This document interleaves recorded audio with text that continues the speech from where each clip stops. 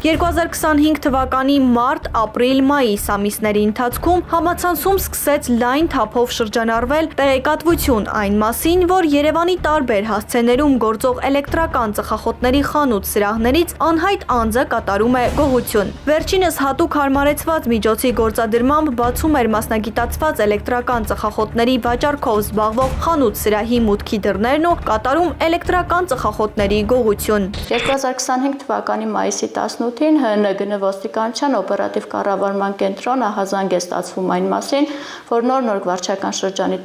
տարածքում գտնվող ԳԱԻ 16/2 հասցեում գործող էլեկտրական ծխախոտների վաճառքով զբաղվող խանութ սրահից կրկին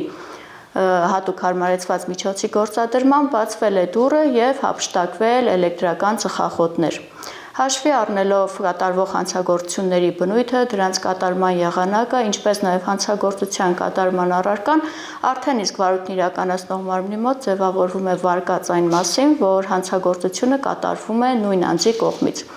Արդեն 2025 թվականի մայիսի 25-ին կրկին ստացվում է հանցագործության մասին հաղորդում, որ նոր վարչական շրջանում կատարվել է հանցագործություն, նորից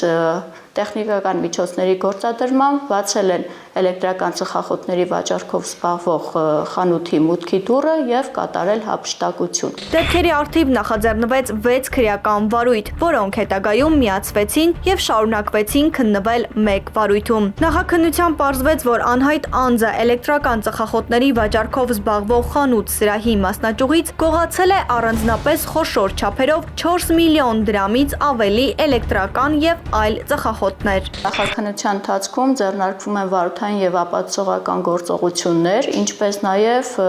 ձեռնարկվում են օպերատիվ հետախուզական միջոցառումներ, որոնց արդյունքում ստացված տվյալներով պարզվում է, որ ենթադրյալ հանցանք կատարած անձը մշտապես փոփոխում է իր բնակության վայրը, բնակվում է վարձակալական հիմունքներով Երևան քաղաքի տարբեր վարչական շրջաններում։ Չնայած տղամարդու ինքնությունը թաքցնելու տարբեր ջանքերի, կարճ ժամանակ անց իրավապահները պարզեցին ենթադրյալ հանցանք կատարած անձի բնակության վայրն ու տվյալները։ 2025 թվականի մայիսի 26-ին վերը նշված ենթադրյալ հանցանքները կատարած լինելու անմիջականորեն ծագած հիմնավոր կասկածի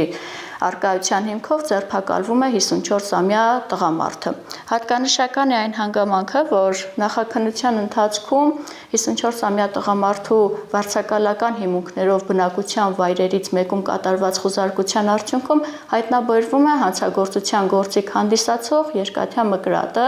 ինչպես նաև հանցագործության մյուս հարմարանքը, որը նույնացվել էր նախաքննության ընթացքում տեսագրությունների զննության արդյունքում։ Ունենալով բավարար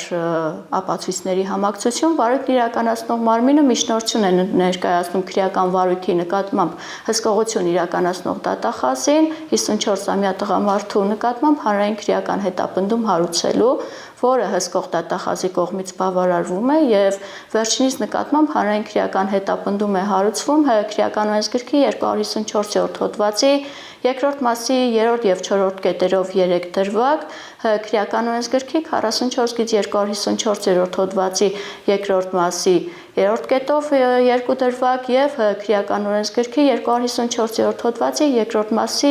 3-րդ կետով։ Այն բանի համար, որ 54-ամյա տղամարդը Երևան քաղաքի նոր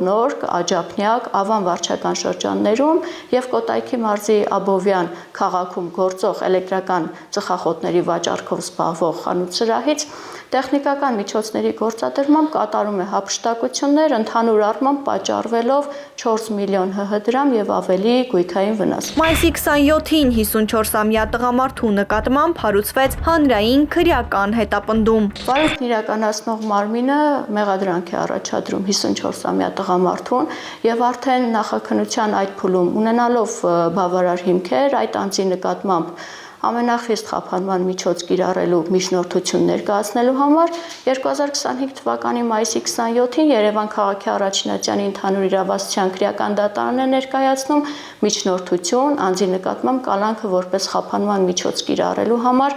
որը դատարանի կողմից 2025 թվականի մայիսի 28-ի որոշմամբ բավարարվում է եւ անձի նկատմամբ որպես խափանման միջոց է ընտրվում կալանքը 2 ամիս ժամկետով։ Որտեղ է իրացվել այդչափ մեծ քանակությամբ հափշտակված ծխախոտները եւ կան արդյոք անձինք, ում առաջիկայում եւս կառաջադրվի մեղադրանք։ Այս հարցերը պարզաբանելու ուղղությամբ նախաքննությունը դեռևս շարունակվում է։